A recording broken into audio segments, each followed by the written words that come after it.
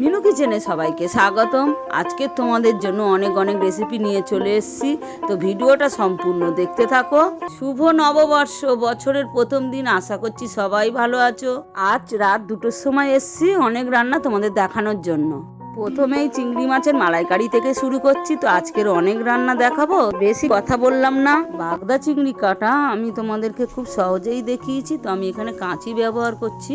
প্রথমেই আমি বাগদা চিংড়ির চোখ দুটোকে বাদ দিয়ে দিলাম। চিংড়ি মাছের মাথার উপরে যে সিটটা থাকে আমি দু সাইড দিয়ে কেটে নিচ্ছি ময়লাটাকে বের করার জন্য। লক্ষ্য রাখতে হবে মাথার ঘিটা যেন না বেরিয়ে যায়, তাহলে স্বাদটা অনেকটাই কমে যাবে। চিংড়ি মাছের গোঁপগুলো ও পাগুলো আমি বাদ দিয়ে দিচ্ছি, তোমরাও এইভাবে বাদ দিয়ে দেবে। লেজের উপরের হুলটাকে বাদ দিয়ে দিচ্ছি, তোমরাও এইভাবে বাদ দিয়ে দেবে। এখানে একটা খুব গুরুত্বপূর্ণ জিনিস আছে, তোমাদেরকে আগেও বলেছি আবার বলছি, যে পিঠের মধ্যে যে কালো সিটটা থাকে ওইটা পেটের মধ্যে গেলে খুব ক্ষতিকর, অবশ্যই বের করে দেবে। চিংড়ি মাছটা সম্পূর্ণ কাটা হয়ে গেছে।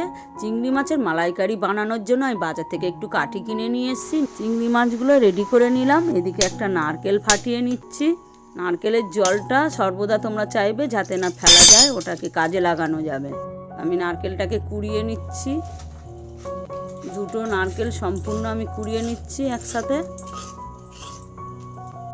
দুটো টমেটো পাতলা পাতলা করে কেটে নিলাম। চিংড়ি মাছের পরিমাণ অনুযায়ী কালো সরষে নিয়ে নিয়েছি, পোস্ত নিয়ে নিচ্ছি, একটু পরিমাণ মতো নুন দিয়ে দিচ্ছি, আর সাথে দুটো কাঁচা লঙ্কা দিয়ে দিচ্ছি, দিয়ে মিক্সিতে পেস্ট করে নিচ্ছি। যে নারকেলটাকে ফাটিয়ে জলটা রেখেছিলাম ভালো করে ছেঁকে নিচ্ছি যাতে না ময়লাটা পড়ে। নিয়ে ওই জলটা দিয়ে আমি সর্ষের পেস্টটা আবার বানিয়ে নিচ্ছি যাতে টেস্টটা ভালো হয়। পেস্টটা অবশ্যই ডাই বানাবে। আমি যে টমেটো দুটো কেটে রেখেছিলাম পেস্ট বানিয়ে নিলাম, একটু কাজু বাদাম পেস্ট বানিয়ে নিলাম, যে নারকেলটা কুড়িয়ে রেখেছিলাম নারকেলটাও পেস্ট বানিয়ে নিলাম। গ্যাস অন করে কড়া বসিয়ে দিলাম, একটু সর্ষের তেল দিয়ে দিলাম, দিয়ে একটু নাড়িয়ে দিচ্ছি।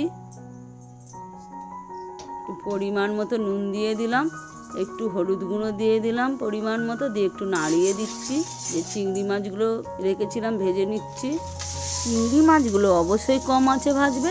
খুন্তি দিয়ে কিংবা কাঠি দিয়ে তোমরা ধরে উল্টিয়ে দিতে পারো, আর বেশি কড়া করবে না। এই রকম চিংড়ি মাছগুলো অরেঞ্জ কালার হয়ে গেলে অবশ্যই তুলে নেবে, এর বেশি কড়া হয়ে গেলে স্বাদটাই নষ্ট হয়ে যাবে। চিংড়ি মাছের ভাজার তেলটার মধ্যে গোটা গরম মশলা দিয়ে দিলাম, দিয়ে একটু নাড়িয়ে দিচ্ছি। যে টমেটো দুটো পেস্ট বানিয়ে রেখেছিলাম দিয়ে দিলাম, দিয়ে একটু ভালো করে নাড়িয়ে দিচ্ছি। সর্ষে পোস্তটা বেটে রেখেছিলাম দিয়ে দিলাম, দিয়ে আবার একটু নাড়িয়ে দিচ্ছি। কাজু বাদাম বাটাটা দিয়ে দিলাম। কাজু বাদাম বাটাটা দিলে কি হয়, এর দ্বিগুণ স্বাদটা আরও বেড়ে যায়। একটু নাড়িয়ে দিলাম। হাফ চা চামচ নুন দিয়ে দিলাম, হাফ চা চামচ হলুদ গুঁড়ো, হাফ চা চামচ লঙ্কা গুঁড়ো দিয়ে একটু নাড়িয়ে দিচ্ছি।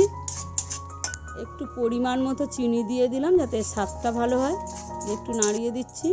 যে নারকেলটাকে পেস্ট বানিয়ে রেখেছিলাম নারকেলের দুধটা বের করে নিচ্ছি। তোমরা চাইলেও এরমভাবে করতে পারো, বা কোনো কাপড় দিয়ে পরিষ্কার কাপড় দিয়েও ছেঁকে নিতে পারো। এটা চাইলে নারকেল নাড়ু কিংবা তরকারিও বানিয়ে নিতে পারো। নারকেলের দুধটাকে দিয়ে দিচ্ছি, আরও এর স্বাদটা দ্বিগুণ বাড়িয়ে তুলবে। দিয়ে একটু নাড়িয়ে দিচ্ছি।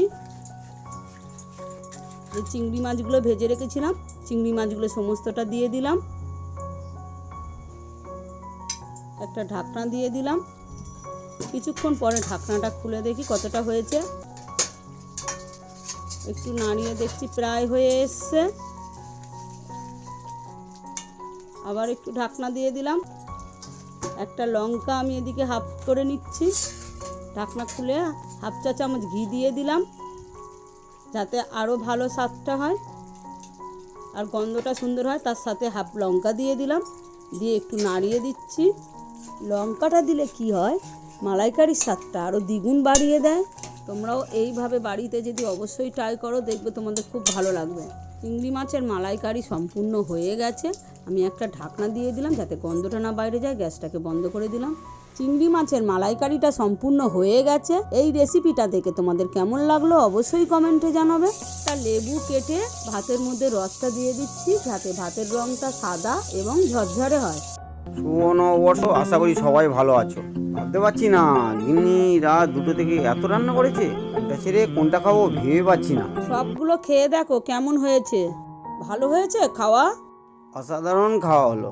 এই রেসিপিগুলো খুব তাড়াতাড়ি নিয়ে আসছি তোমাদের সামনে। দেখি মা খেয়ে কেমন লাগে চিংড়ি মাছের মালাইকারিটা। চ্যানেলে নতুন হলে চ্যানেলটাকে অবশ্যই সাবস্ক্রাইব করে রেখো, বেল বাটনটা অন করে দিও। পয়লা বৈশাখে এমন একটা জিনিস খেলাম, খুব ভালো লাগলো খেতে। চিংড়ির কাঠিটা লেগে যায় না জানো। বাকি রেসিপিগুলোতে দেখা হচ্ছে। আহ, দারুণ হয়েছে।